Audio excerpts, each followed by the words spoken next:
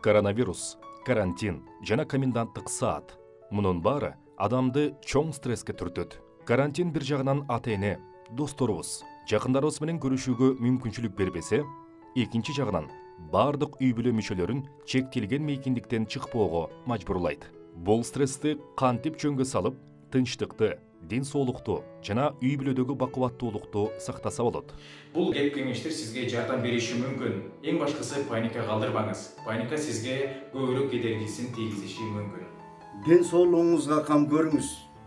Туура тамактанып, күнүңүздү туура бөлүштүрүп, жана физикалык көнүгүүлөрдү жасоо менен иммунитетиңизди бекемдеп туруңуз. Сизге эргүү алып келген иш менен алек болуңуз. Хоббиңизге көңүл буруңуз, мисалы. Алыста турган туугандардан кабар ала албай жатасыңарбы? Заманбап технологиялар артында туугандарыңыздар менен, алыстагылар менен кадимкидей байланышууга болот. Башка адамдар тууралуу көбүрөөк ойлонуңуз. Балдарыңыздарга, кары-картаңдарга, досторуңуз менен кесиптештериңиздерге күч-кубат бере турчу сөздөрдү көбүрөөк айтып туруңуз.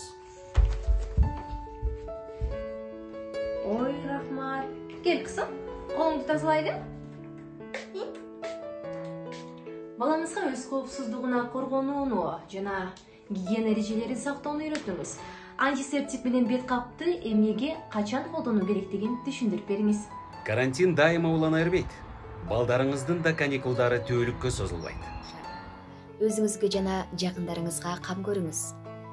Пандемия жакынкы күндөрү аягына чыгып, баарыбыз баштапкы жашоо образына кайтарыбызды унутпаңыз.